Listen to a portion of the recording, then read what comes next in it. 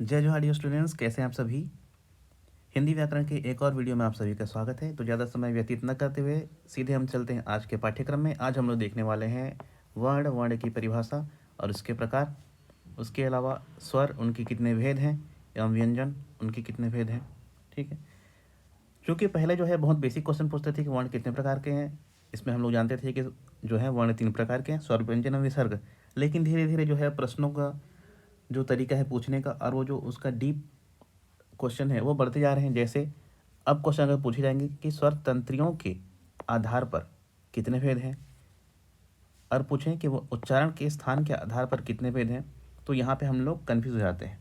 ठीक है, तो आज ये सारी चीज़ें A to Z हम लोग कंप्लीट वर्ण के बारे में पढ़ेंगे। इसके बाद आपको कोई भी डाउट नहीं रहेगा। तो चलिए आगे बढ़ते हैं। तो सबसे पहले देखते हैं बहुत बेसिक चीज़, वर्ण है क्या। तो वर्ण है आपकी भाषा की जो सबसे छोटी इकाई, उसको क्या बोलते हैं, वर्ण बोलते हैं। छोटी इकाई से क्या तात्पर्य है कि इससे छोटा और कुछ नहीं हो सकता, ये सबसे छोटी इकाई है। अर्थात सबसे छोटी, इसका मतलब ये कि वो उसको और हम लोग छोटा नहीं कर सकते, तोड़ नहीं सकते। तो इसकी परिभाषा क्या बन जाएगी, तो वह छोटी से छोटी इकाई जिसको और तोड़ नहीं सकते हैं। ठीक है, ये आपका क्या है, वर्ण है। जैसे हम लोग बायोलॉजी में पढ़ते थे कि हमारी ह्यूमन बॉडी की सबसे छोटी इकाई क्या होती है, स्मॉलेस्ट यूनिट, वो है आपके सेल। ठीक है, उसी प्रकार से ये कहें तो वर्ण जो है क्या है, ह्यूमन बॉडी के आधार पर क्या है, उसका सेल सबसे छोटी इकाई है। ठीक है, क्लियर है। चलिए आगे बढ़ते हैं। ऐसे अगर एग्जाम्पल के रूप में देखें वर्ण, ठीक है, तो वर्णों से मिलकर क्या बनता है, तो वर्णों से मिलकर अक्षर बनता है, अक्षरों से मिलकर शब्द, शब्दों से मिलकर वाक्य, और वाक्य से मिलकर भाषा का निर्माण होता है। जैसे कोई शब्द हम लोग ले लेते हैं राम। ठीक है, अगर राम क्या है, एक शब्द है, इसको हम लोग अक्षरों में परिवर्तित करें तो क्या क्या मिलेगा, रा और मा मिलेगा। ठीक है, इन अक्षरों को और छोटा करें तो क्या मिलेगा, अब रा को छोटा करें तो वो मिलेगा आपका रा हलंत के साथ और आ की मात्रा, ये हो गया रा। और म को छोटा करें तो वो क्या बनेगा आपका म हलंत के साथ और आ। ठीक है, तो इस प्रकार से 4 वर्णों से मिलकर आपका ये राम क्या बना है, शब्द बना है। ठीक है, यहाँ तक क्लियर। इसको क्या बोलते हैं, वर्ण विच्छेदन बोलते हैं। एग्जाम से पूछे जाते हैं। डिटेल में से देखें तो र, आ, म और अ ये मिलकर राम बने। ठीक है, रा और म मिलकर राम बनता है। अगर वाक्य की बात करें तो राम ने रावण को मारा, ये क्या हो गया आपका, एक वाक्य हो गया। ठीक है, इसके अलावा अगर भाषा की बात करें तो वाक्य से मिलकर जो है व्याक क्या बनता है आपका, कोई भाषा का निर्माण होता है। जैसे हिंदी हो गया, गुजराती हो गया, मराठी, संस्कृत हो गया। ठीक है, चलिए यहाँ तक क्लियर है। अब आते हैं आपका वर्णमाला। ठीक है, वर्णमाला होता क्या है, तो हिंदी की खासियत आप लोग को पता है कि इसके जो मिश्र शब्द हैं, जैसे संयुक्त वाक्य होते हैं, संयुक्त शब्द होते हैं, उसी में उनकी परिभाषा छुपी होती है। जैसे वर्ण प्लस माला, मतलब कि वर्ण की माला। ठीक है, वर्णों की माला को हम लोग वर्णमाला कहते हैं। जैसे इसको अब डेफिनेशन में देख लेंगे परिभाषा में, तो किसी एक भाषा या अनेक भाषाओं को लिखने के लिए प्रयुक्त मानक प्रतीकों के क्रमबद्ध समूह को वर्णमाला कहते हैं। ठीक है, अब हिंदी वर्णमाला में कुल कितने वर्ण हैं, तो 52 वर्ण हैं, जिसमें से 11 स्वर, 35 व्यंजन, 4 संयुक्त व्यंजन एवं 2 अयोगवाह होते हैं। सबको जोड़ेंगे तो कितना हो गया आपका, 52। ठीक है, अगर भारत सरकार द्वारा स्वीकृत मानक हिंदी की बात करें तो उसमें 11 स्वर होते हैं और 35 व्यंजन होते हैं, जैसे पीछे हमने देखा था। ठीक है, 11 स्वर और 35 व्यंजन, जिसमें री, ऋषि के री को अर्ध स्वर माना गया है, उसको भी स्वर में ही शामिल किया गया है। लेकिन इसी को अगर छत्तीसगढ़ी में बात करें, ठीक है, तो छत्तीसगढ़ी में स्वरों की संख्या कितनी हो जाती है, तो यहाँ स्वरों की संख्या 10 होती है। और जो आपका ऋषि का री है, इसको परिवर्तित करके आपका इस प्रकार से ऋषि लिखा जाता है, या फिर इस प्रकार से उच्चारण किया जाता है। ठीक है, तो ये री उससे विलोपित हो जाता है। तो छत्तीसगढ़ी में स्वरों की संख्या कितनी हो गई आपकी, 10। ठीक, हालांकि अगर पारंपरिक हिंदी वर्णमाला की बात करें तो वहाँ पहले स्वरों की संख्या 13 थी। जैसे पारंपरिक हिंदी की मतलब क्या, तो इसके पहले वीडियो में जैसे मैं आपको पढ़ाया था कि हिंदी का विकास क्रम हमने देखा था। तो हिंदी जो है बना किससे है, तो आपका जो वर्तमान में जो आधुनिक हिंदी है, जो अभी हम लोग पढ़ रहे हैं, वो आधुनिक हिंदी कहलाती है। वो बना कहाँ से था, तो बहुत सारे अलग अलग भाषाओं से मिलकर बना हुआ है। जैसे पूर्वी हिंदी है, पश्चिमी हिंदी है, बाचड़ है। ठीक है, इन सब से मिलकर आपका आधुनिक हिंदी बना है। तो उस समय जो हिंदी था उसमें स्वरों की संख्या कितनी थी, 13 थी। ठीक, वैदिक काल में, उसके बाद वैदिक वैदिक भी 2 है आपका। ठीक है, एक लौकिक है, उसके बाद फिर वो चेंज होकर आपका पाली आता है। पाली के बाद फिर वो टूट कर किस में आता है, प्राकृत, फिर अपभ्रंश, फिर अवहट, वहाँ से टूट कर फिर अलग अलग उसमें विभाजित हो जाता है। ठीक है, ये पूरा वीडियो पिछले एक वीडियो मैंने उसको एक्सप्लेन कर दिया है, आप लोग उसको देख सकते हैं, उसके बाद ये वीडियो आपके लिए ज़्यादा इंपॉर्टेंट रहेगा। चलिए ठीक है, यहाँ तक क्लियर है। अब आगे बढ़ते हैं। अब देखते हैं वर्ण के प्रकार। वर्ण कितने प्रकार के होते हैं? तो मूल रूप से अगर जैसे देखते हैं हम लोग जनरली, तो कितने प्रकार के हैं? 3 प्रकार के हैं। ठीक है। अच्छा, ये स्वर के प्रकार मूल रूप से यह स्वर लिखा है, जबकि मूल रूप से वर्ण यहाँ होना चाहिए। ठीक है। मूल रूप से वर्ण 3 प्रकार के होते हैं, स्वर, व्यंजन और विसर्ग। ठीक। अगर अलग अलग प्रकार से देखें तो वर्णों के प्रकार कैसे हैं? संपूर्ण स्वर और व्यंजन जो वर्ण है, इनको स्वर तंत्रियों के कंपन के आधार पर, जैसे बताया ना, अब क्वेश्चन जो है पूछने का तरीका थोड़ा चेंज हो गया है। अब नॉर्मल बेसिक अब पूछेगा नहीं कितने प्रकार के होते हैं, सबको पता है। अब अलग अलग प्रकार से पूछेगा, तो सारे हम लोग जितने भी उसके एस्पेक्ट्स हैं जहाँ जहाँ से पूछ सकते हैं उसको हम लोग देख लेते हैं। ठीक है। संपूर्ण स्वर और व्यंजन वर्णों को स्वर तंत्रियों के कंपन के आधार पर, ये वाली लाइन याद रखने की, स्वर तंत्रियों के कंपन के आधार पर 2 भागों में बांटा गया है, एक आपका घोष और दूसरा अघोष। ठीक है। अब यह है क्या घोष अघोष? तो घोष जैसे शब्द से पता चलता है, घोषणा जब करते हैं तो क्या होता है, आप अपने शब्दों पे जोर डालते हैं। इसका अर्थात स्वर तंत्रियों में जो कंपन जो है वो कैसा होना चाहिए? अधिक होना चाहिए। ठीक है। स्वर तंत्रियों में कंपन जब उत्पन्न होता है और इसकी मात्रा अधिक है, वह क्या आपका घोष कहलाता है। इसका बेसिक जो डेफिनेशन है पुस्तकों में आपको इस प्रकार से मिलेगा कि जिन वर्णों के उच्चारण में स्वर तंत्रियों में कंपन होता है उन्हें घोष या सघोष कहते हैं। किंतु अब बाकी सारी जैसे अघोष में भी हैं, उनको भी आप उच्चारण करेंगे तो वहाँ थोड़ा बहुत कंपन मिलेगा, इसलिए मैं अधिक का इस्तेमाल करता हूँ ताकि समझ में आए। ठीक है। बट अब जब डेफिनेशन लिखेंगे तो वहाँ लिखेंगे स्वर तंत्र में कंपन होता है, अधिक कम उसमें नहीं दिखाया था। चलिए, जैसे कौन कौन से हैं घोष आपके? तो सभी स्वर हैं, जैसे अ, आ, ई, उ, री, ए, ऐ, ओ, औ, ये सब के सब क्या हैं आपके घोष में आते हैं। उसके अलावा प्रत्येक वर्ग का तृतीय, चतुर्थ और पंचम वर्ण, उसके अलावा अंतःस्थ और ह, ये सब के सब किसके अंतर्गत आते हैं? घोष के अंतर्गत। अब अघोष क्या है? तो जैसे उसके जस्ट अपोजिट, कि जिन वर्णों के उच्चारण में स्वर तंत्रियों में कंपन नहीं होता। अब कंपन नहीं होता ऐसा तो नहीं है, जब बोलेंगे आप, जैसे आपका क है, च, ट, त, प। ठीक है। इसमें बहुत मान्यूट कंपन, मतलब कि एकदम थोड़ा सा कंपन होता है या बहुत कम कंपन होता है, उसको हम लोग अघोष कहेंगे। आप उच्चारण करके देखेंगे। अच्छा, कंपन से क्या तात्पर्य है? क्लियर हो पा रहा है ना? जैसे आप किसी भी वर्ण का उच्चारण कर रहे हैं उस समय क्या करेंगे, अपना हाथ जो है आप गले पर रखेंगे। ठीक है। अब गले पर रखकर आप किसी भी वर्ण का उच्चारण करके देखें तो आपको गले पे कंपन जो है महसूस होगा। ठीक है। वहाँ पे वो वाइब्रेट होता हुआ आपको प्रतीत होगा, तो उसी को हम लोग कंपन कहेंगे। जैसे ये कौन कौन से हैं, अब अघोष कौन कौन से एग्जाम्पल देख लेंगे। तो प्रत्येक वर्ग का प्रथम और द्वितीय वर्ण, उसके अलावा स, श, श और स। ठीक है। ये तीनों के तीनों क्या हैं आपके अघोष में आते हैं। ठीक। चलिए अब देख लेते हैं इसको, यहाँ से ज़्यादा क्लियर हो पाएगा। अब वही वाला आप लोग भी ट्राई करेंगे, अपना हाथ गले पर रखें और घोष में जितने भी आपकी जो बॉक्स में दिख रहे हैं, ठीक है, ये जो बॉक्स में दिख रहे हैं क्या है आपके घोष वर्ण है। अब इसको उच्चारण करके देखेंगे गले पे हाथ रख के, जैसे हम लोग कहते हैं ग, ज, ड, द, ब। और उसके बाद आप अघोष का उच्चारण करके देखेंगे क, च, ट, त, प। दोनों में आप स्पष्ट रूप से अंतर जो है देख सकते हैं कि उच्चारण के समय इन वर्णों के उच्चारण में आपको अधिक कंपन और इन वर्णों के उच्चारण में आपको कम कंपन सुनाई देगा। ठीक है। तो यहीं से क्लियर होता है आपका घोष और अघोष क्या है। इसके अलावा इसको पहचानने का दूसरा और कोई तरीका नहीं है। अगर आप जो उच्चारण कर रहे हैं और आपके उच्चारण की विधि सही है तो आप इजीली सघोष अघोष में डिफरेंशिएट कर सकते हैं। ठीक। उसके अलावा कौन सा देखिए अंतस्थ हैं आपके य, र, ल, व। ठीक है। इसके उच्चारण में भी क्या है अधिक कंपन होता है इसमें और ह। ठीक है। इन सब में अधिक कंपन उत्पन्न होता है। ये सब के सब क्या हैं घोष हैं। और अघोष में आपका प्रथम, द्वितीय, उसके अलावा उसमें में ह को छोड़कर बाकी तीनों ये सब के सब अघोष में आते हैं। ठीक, यहाँ तक क्लियर है। चलिए, अगर इसे उच्चारण से संबंधित किसी प्रकार का डाउट होगा तो आप लोग कमेंट करके बताएंगे। उच्चारण का एक अलग से वीडियो बनाएंगे कि संपूर्ण वर्णमाला का उच्चारण किस प्रकार से किया जाता है। ठीक है।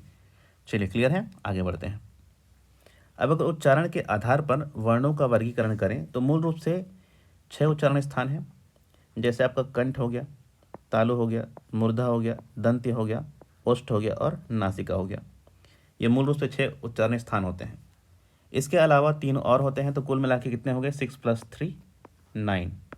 ठीक है, कुल उच्चारण के आधार पर मूल रूप से पूछा जाए, प्रश्न पूछेगा कि मूल रूप से कितने उच्चारण स्थान हैं या उनका वर्णों को वर्गीकरण किया गया है कितने प्रकार के, तो 6 प्रकार से हैं।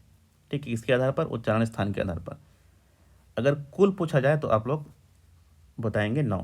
और 3 कौन कौन से हैं वो देख लेते हैं। आपका कंठ और तालु, इनके मिश्रण से, जैसे कुछ कुछ वर्ण ऐसे हैं जिनका उच्चारण है तो क्या है, एक स्थान, जिनका उच्चारण किसी एक स्थान से नहीं बल्कि एक से अधिक स्थानों की आवश्यकता होती है, जैसे कंठ और तालु।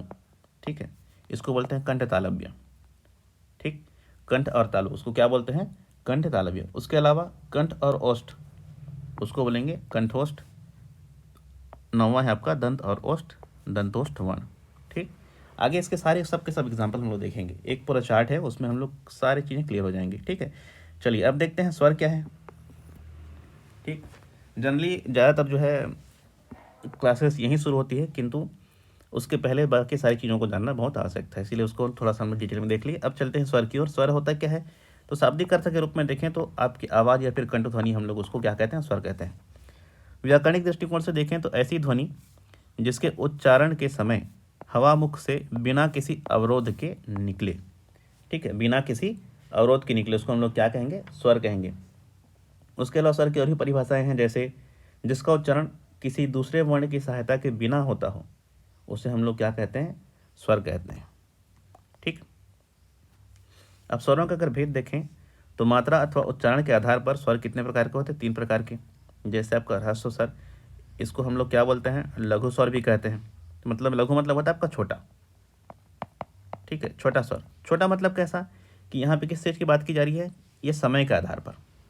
ठीक है, कि अगर उच्चारण के जो उच्चारण कर रहे हैं उसमें आपको कम समय लग रहा है तो आपका लघु स्वर है, ह्रस्व स्वर है। ठीक है, जैसे अ, ई, उ, री, ये चारों के चारों क्या हैं? ये आपके लघु स्वर में गिने जाते हैं, इसको ह्रस्व स्वर कहते हैं। ठीक, अब समय के आधार पर अगर अधिक समय लगता हो, ठीक है, वह स्वर जिनको बोलने में, उच्चारण करने में ह्रस्व स्वरों की तुलना में अधिक समय लगता है, उसे क्या कहते हैं? दीर्घ स्वर कहते हैं। दीर्घ को और क्या कहा जाता है? तो दीर्घ को गुरु स्वर भी कहा जाता है। ठीक है, इसको गुरु स्वर भी कहते हैं। एग्जाम्पल के देख लेंगे, जैसे कौन कौन से आपका आ, ई, उ, ए, ओ, औ, ये सब के सब क्या हैं? आपके दीर्घ स्वर के अंतर्गत आते हैं। और तीसरा प्रकार है आपका प्लुत स्वर। तो ये क्या है? तो यह वह स्वर है जिनको बोलने में हर्ष स्वरों की अपेक्षा 3 गुना समय लगता है। ठीक है, जो लघु स्वर हैं उनकी अपेक्षा कितना समय लगता है? 3 गुना समय। जैसे आपका ओम हो गया। ठीक है, अब ओम कैसे बना है? तो ओम बना है आपका अ, ओ और म से, अर्थात यह 3 गुना समय लेता है उच्चारण में। इसको क्या बोलते हैं? प्लुत स्वर। ठीक, जनरली ये सब जो है हमको संस्कृत में ही दिखाई देती है, हिंदी में बहुत कम दिखाई देती है ओम से रिलेटेड। ठीक है, चलिए आगे बढ़ते हैं। अगर उत्पत्ति के आधार पर देखें तो स्वरों में भेद कितने हैं? पहले हमने क्या देखा? स्वरों का भेद, जो मूल रूप से कितने प्रकार के हैं? स्वर 3 प्रकार के। लेकिन अगर जब बात की जाए तो उत्पत्ति के आधार पर स्वरों के भेद, तो स्वर 2 प्रकार के होते हैं, आपके मूल एवं संधि स्वर। ठीक है, याद रखेंगे, क्वेश्चन अब आगे आएगा तो इस प्रकार से पूछा जाएगा कि उत्पत्ति के आधार पर स्वरों के कितने भेद होते हैं? तो 2 भेद होते हैं, आपके मूल स्वर एवं संधि स्वर। ठीक, अब मूल स्वर होता क्या है? इनकी संख्या कितनी होती है? तो ये कुल मिला के 4। कौन कौन से? तो आपके अ, ई, उ और री। ठीक है, जैसे हमने पहले देखा था ह्रस्व स्वर देखा था, वही आपके यहाँ पे क्या दिख रहे हैं? मूल स्वर के रूप में। अब यह है क्या? तो ये इनकी उत्पत्ति दूसरे स्वरों के मेल से नहीं होती है और इनका परस्पर मेल नहीं होता है। ठीक है, अर्थात इनकी उत्पत्ति जो है दूसरे स्वरों के मेल से नहीं होती है, ये अपने आप में मूल है। अब मूल शब्द से अब पता चल जा रहा है ये किसी और से नहीं बने हैं। ठीक है, अपने आप में पूर्ण है। ये सब क्या है? मूल स्वर कहते हैं। इनको क्या बोलते हैं? मूल स्वर कहा जाता है। दूसरा यह आपका संधि स्वर। संधि स्वर क्या है? तो नाम से ही ये क्लियर हो पा रहा है, आपका संधि अर्थात क्या है? ये मिला हुआ है। ठीक है, संधि का अर्थ मेल होता है। तो जिन स्वरों की उत्पत्ति दूसरे स्वरों के मेल से हो, ठीक है, दूसरे स्वरों के मेल से उनको क्या बोलेंगे हम लोग, संधि स्वर कहते हैं। ये भी दो प्रकार के हैं, पहला है आपका संयुक्त स्वर, दूसरा है आपका दीर्घ स्वर। दोनों में केवल एकदम छोटा बेसिक सा डिफरेंस ही है कि जो आपका संयुक्त है, संयुक्त को हम लोग बोल सकते हैं मिश्रण, ठीक है। इसमें दो विजातीय स्वर मिल क्या होता है, मेल खाते हैं, जिनकी उत्पत्ति क्या होता है, दो अलग अलग स्वरों के मेल से होता है। इसमें अलग अलग स्वरों का मेल होता है, ठीक है। जबकि दीर्घ स्वर में उसी वर्ण के मेल से होता है, सजातीय बोल सकते हैं, वहां से आपका दीर्घ बनता है। अब उदाहरण हम लोग देखें, ज़्यादा अच्छे से क्लियर होगा। आपका संयुक्त स्वर की बात करें तो अगर हम लोग अ और ई का मेल करें तो ये क्या बनता है, आई अर्थात ए, ठीक है। इसी प्रकार से आ के साथ ए का मेल हो तो ये क्या बनता है, ए, ठीक है। उसी प्रकार से अ और उ का मेल करें तो यहाँ से बनता है ओ। उसी प्रकार से आ और ओ का मेल करें तो क्या बनेगा, औ। तो ये जो बन रहा है ये सब के सब क्या हैं, आपके संयुक्त स्वर हैं, ठीक, क्लियर है। देखें यहाँ पे जो पहला क्या है, अ है और दूसरा ई है, अर्थात ये दोनों क्या है, विजातीय हैं, अलग अलग स्वर मिल रहे हैं। अब अगर यहीं पे दीर्घ स्वर की बात करें तो यहाँ पे सिमिलर होंगे, ठीक है। अ के साथ अ का मेल हुआ तो आ बना, ठीक। ई के साथ ई का मेल हुआ तो ये आपका ई बना। उसी प्रकार से ऊ के साथ ऊ का मेल हुआ तो आपका ऊ बना।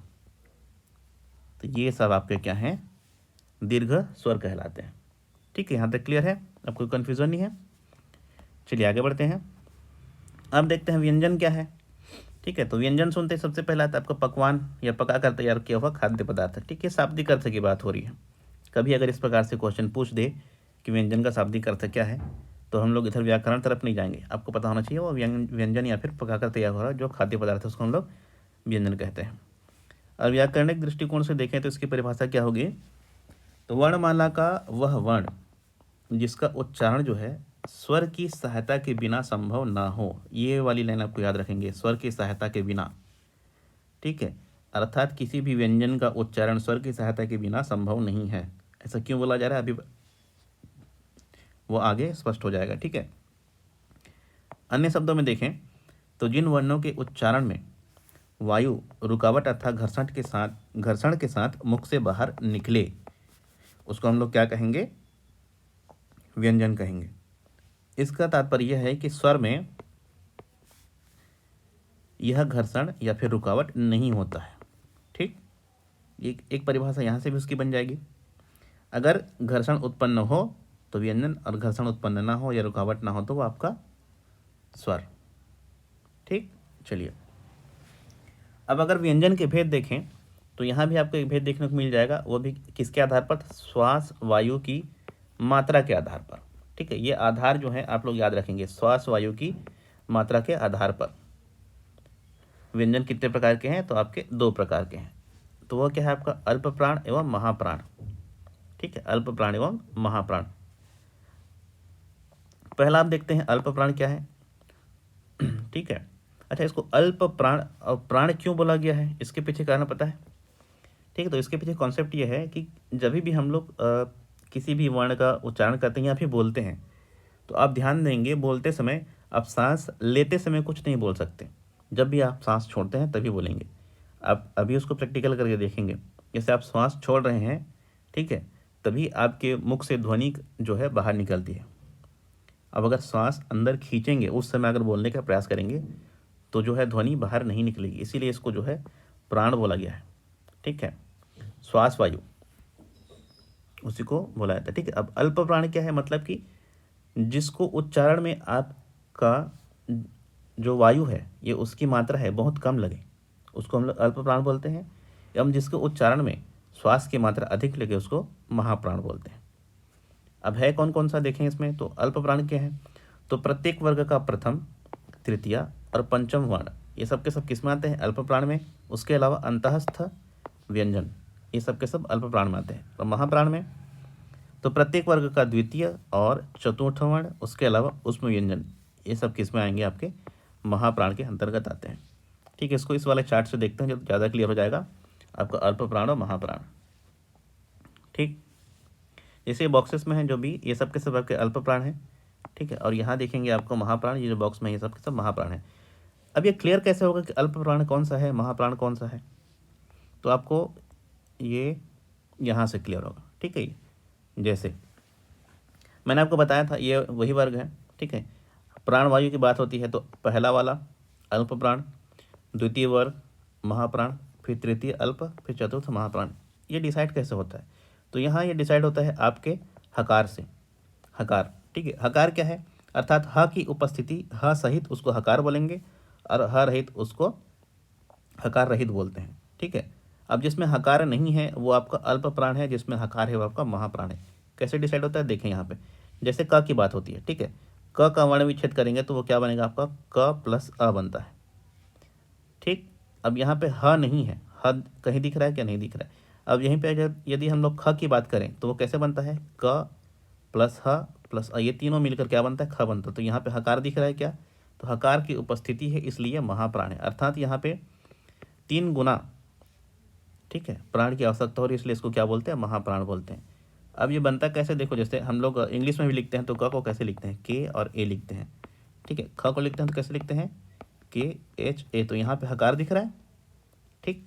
तो हकार कहाँ पे है, नहीं है, ये आप जब स्पर्श व्यंजन में कभी भी अब छांटना होगा तो आप उसको इंग्लिश में लिख के देख सकते हैं, वहाँ आपको जहाँ एच मिला तो आपका हकार सहित है, और एच नहीं मिला तो आपका हकार रहित है, ठीक। कभी इस प्रकार से प्रश्न आए तो आप बनाने में अब आसानी होगी।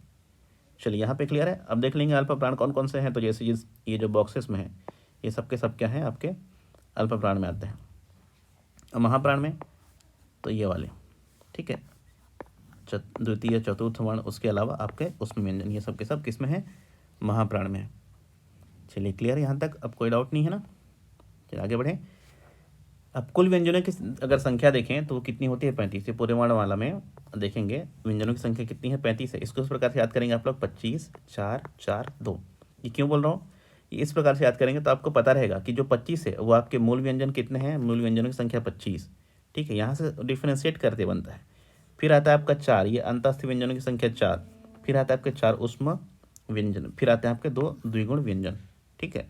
इस प्रकार से जो मूल व्यंजन है वो आपके 35 हो जाते हैं। उसके बाद 4 आपके संयुक्त व्यंजन होते हैं, ये आपको देखने को मिल जाएगा, ठीक है, छ त्र ज्ञ स्र। इसको हम लोग संयुक्त व्यंजन क्यों बोलते हैं, ठीक है, उसके पीछे भी एक कहानी है।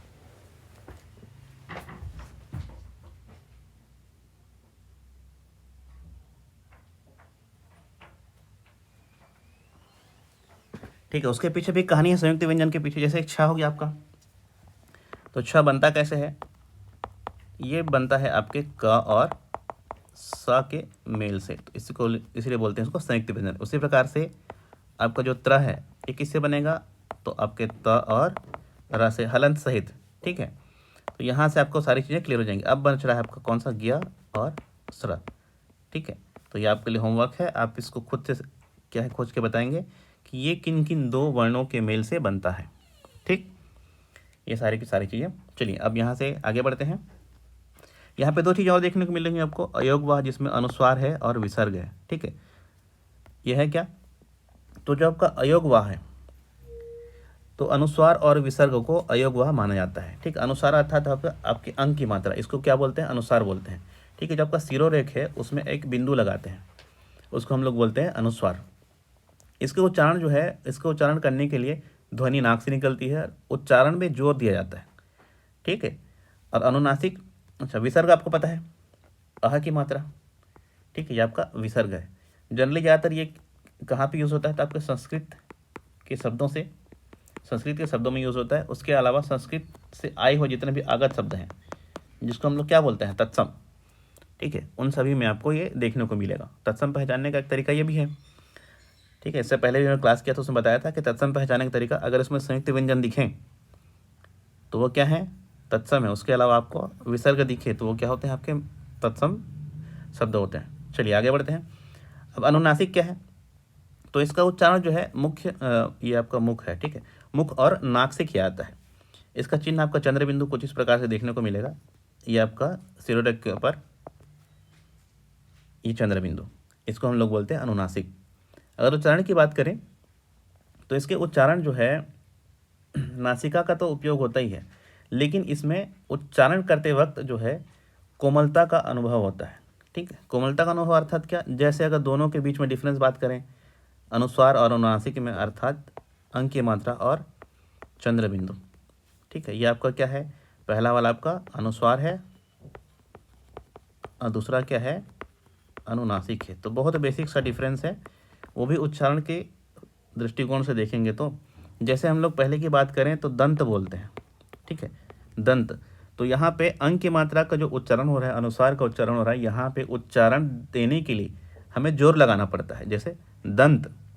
ठीक है, और यहीं पे अगर इसी को हम लोग दांत की बात करें तो यहाँ पे दांत बोलते समय आपको दांत तो नहीं कहा है, तो यहाँ पे बोला जा रहा है दांत।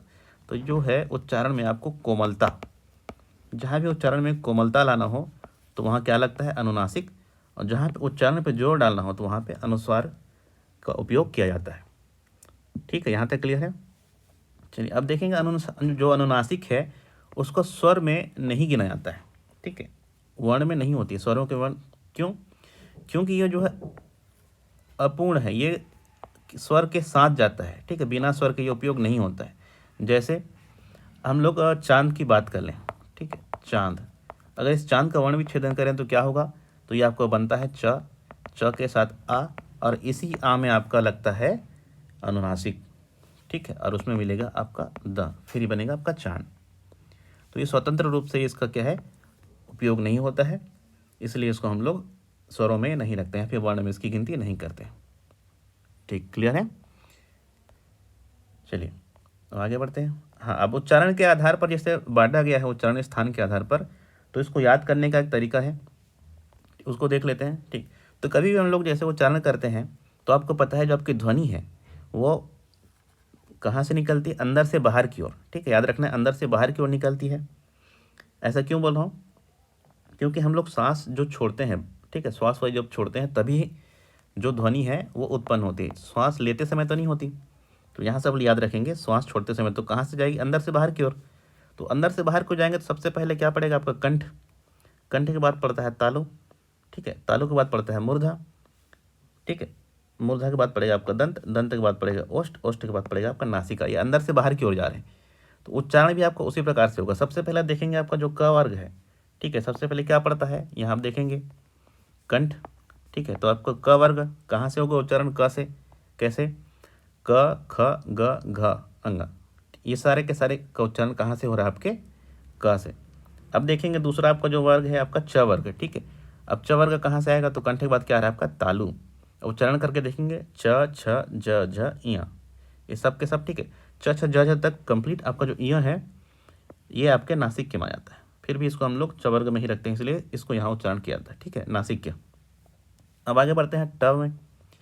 ठीक है, तीसरा वो किस में आएगा आपके, तो मूर्धा में। अब उच्चारण करके देखेंगे ट ठ ड ढ ण। मूर्धन्य मतलब क्या है, जो आपके दांत के पीछे और तालु का जो लास्ट वाला पार्ट है, ठीक है, वो स्थान आपका मूर्धन्य कहलाता है। आपका जो होंठ है वो हल्का से इसमें क्या होगा, मुड़ेगा, और तभी इसका उच्चारण होगा ट ठ ड ढ ण। ठीक है, अब आगे बढ़ेंगे तो त, ये आपके दंत, अर्थात इन वर्णों का उच्चारण बिना दांतों के टच के नहीं हो पाता है। स्पष्ट उच्चारण की बात हो रही है, आप कोई एक चैलेंज के रूप में लेके बोलेंगे मैं तो कर ले रहा हूँ, ऐसा नहीं है। ठीक है, स्पष्ट उच्चारण करना है तो उसके लिए आपको ये विधि अपनानी पड़ेगी। अब देखेंगे उच्चारण करके त थ द ध न। ठीक है, साथ में उच्चारण करें मेरे, उच्चारण करके ही याद किया आएगा इसके, और याद करने का दूसरा कोई तरीका नहीं है। अब उच्चारण करेंगे साथ में त थ द ध न। ठीक, चलिए क्लियर है। आगे बढ़ते हैं हम, अगला प वर्ग, यह है आपका ओष्ठ। ठीक है, ओष्ठ मतलब कि आपका होंठ। ठीक, देखेंगे अब उच्चारण करके प फ ब भ म, ये सारे के सारे उच्चारण किसकी सहायता से हो रहे हैं, तो आपके ओष्ठ की सहायता से। तो उच्चारण स्थान के आधार पर ये आपको मिल गया। और ये आपका पंचम जो वर्ग है आपका नासिका, तो यहीं से आपको दिख जा रहे हैं 6 प्रकार के। ठीक है, उच्चारण के आधार पर 6 दिखेंगे मूल रूप से। ठीक, अब उसके अलावा कुल मिलाकर हमने कितनी बात की थी, तो 9 प्रकार की। ठीक है, तो 6 तो आपका नासिका तक हो गया, फिर आपका कंठ तालव्य हो गया, कंठोष्ठ हो गया, और दंत ओष्ठ हो गया। ये जो आपका जो चार्ट है ये मोस्ट इंपॉर्टेंट चार्ट है, इसको याद रखेंगे। ठीक है, अब देखेंगे स्टार्टिंग से कंठ में हमने क्या देखा था, तो व्यंजन की अगर बात करें तो क वर्ग पूरा देख लिया था, ठीक है। अब तालब में बात करें तो उसमें छ वर्ग, मूर्धन्य में आपका ट वर्ग, दंत में आपका त वर्ग, ओष्ठ में आपका प वर्ग, ठीक है। फिर आपका नासिका में पंचमाक्षर जितने भी थे वो सब, उसके अलावा अंक, ठीक। अब जो इसके अलावा बच रहा है आपका ये 3 कंठ तालु, अर्थात कंठ और तालु इन दोनों के मेल से, कंठ ओष्ठ, कंठ और होंठ के मेल से, दंतोष्ठ, दंत और ओष्ठ के मेल से किन किन वर्णों का उच्चारण होता है, ठीक है। तो यहाँ अगर कंठ की बात करें स्टार्टिंग से देखें तो कंठ में आप देखेंगे सबसे जो पहले हमारे स्वर हैं अ और आ, ठीक है। उसके बाद तालु की बात करें तो अ के बाद क्या आता है, ई आता है। फिर तीसरा मूर्ध है, यहाँ पे आप लोग रीरी लेंगे, ठीक है। ये आपका संस्कृत में पहले उपयोग में होता था, अभी हिंदी में इसका उच्चारण जो है या फिर उपयोग लगभग समाप्त हो चुका है, इसलिए इसको नहीं लेंगे। तो ये आपका ली दिख रहा है तो आपका ल दिखेगा यहाँ पे, ठीक है। तो स्वर को पहले देख लेते हैं, अ आ ई री, उसके बाद उ ए ओ, ठीक है। तो लाइन से पूरा दिया गया है तो ये आपको याद करना ईजी है, इसी चार्ट के आधार पर याद करेंगे, ठीक। अब अगर आगे बढ़ते हैं हम लोग अंतस्थ व्यंजनों की बात करें तो आपके 4 हैं, य र ल और व, ठीक है। य र ल और व, इन 4 अंतस्थ व्यंजन कहाँ कहाँ आते हैं, तो पहला एक छोड़ के, मतलब कि कंठ छोड़ के फिर अगले जो 3 होंगे कंटिन्यू आपको याद रखेंगे, तालु, मूर्धन्य एवं दंत, ये 3। फिर आपका आएगा लास्ट दंतोष्ठ का केवल एकमात्र वर्ण है आपका वा, ठीक है। ये इंपॉर्टेंट है, याद रखेंगे हमेशा, ये सही जोड़े मिलाने में, सुमेलित करने में इस प्रकार से क्वेश्चन पूछा जाता है। ये CGPSC 2020 या 21 में इससे रिलेटेड क्वेश्चन आया था, ठीक है। तो आपको उच्चारण याद रखें दंतोष्ठ। उसके बाद ये पूरा आपका ब्लैंक रहेगा, तो 3 ही आप याद रखेंगे, ठीक है। उसके बाद उष्मा आएगा, तो पहले में आपको पता है ह और अह आपके कहाँ से उच्चारण होता है, कंठ से। अब उच्चारण करके भी देखेंगे तो भी ये क्लियर हो जाएगा। जब आप ह का उच्चारण करते हैं तो जो आपका हवा है बिना अवरोध की सीधा बाहर निकलता है, ठीक है। ह और अह ये दोनों। उसके बाद आते हैं स का उच्चारण करते समय आपका जो तालु है, ठीक है, तालब, ये क्या है आपके तालु से स्पर्श होता है, इसलिए इसको हम लोग क्या बोलते हैं, तालब्य में रखते हैं। उसके बाद आता है आपका षटकोण के स, फिर आता है आपका स, ठीक। तो ये भी लाइन से आपको तीनों मिल जाएंगी, स, श और स, ठीक है। तो इसी चार्ट के आधार पर अगर आप लोग याद करेंगे तो ये कंप्लीटली ये चार्ट आपको याद हो जाएगा। ये मोस्ट इंपॉर्टेंट चार्ट है, मैक्सिमम क्वेश्चन उच्चारण के आधार पर जो है यहीं से बनते हैं। चलिए, ठीक है। अब एक बेसिक सा टर्म्स है, जैसे व्यंजनों की संख्या पहले कितनी थी, परंपरागत रूप से 33, लेकिन अभी वर्तमान में जो केंद्रीय हिंदी निदेशालय है उनके द्वारा जो द्विगुण व्यंजन है, द्विगुण व्यंजन कौन कौन से आपके, ड़ और ढ, ठीक है, ये दोनों इनको भी व्यंजनों में शामिल कर दिया गया है। तो उसके बाद 33 और 2 कितने हो गए, 35। तो अगर अब क्वेश्चन पूछा जाए, ठीक है, व्यंजनों की संख्या कितनी है, तो 35 माना है। जब तक ये ना पूछे कि परंपरागत हिंदी, प्राचीन हिंदी, इस प्रकार से अगर कुछ ना पूछे तो व्यंजनों की संख्या तब तक हमको 35 ही लेनी है, ठीक, क्लियर है। चलिए, यहाँ तक ये आज का वीडियो यहाँ पे कंप्लीट होता है। अगर जो हमारा कंटेंट आपको अच्छा लगा है तो लाइक करें, कमेंट करें, सब्सक्राइब करें, अपने दोस्तों के साथ अवश्य शेयर करें, ठीक है। आज का वीडियो यहाँ तक, जय जोहार।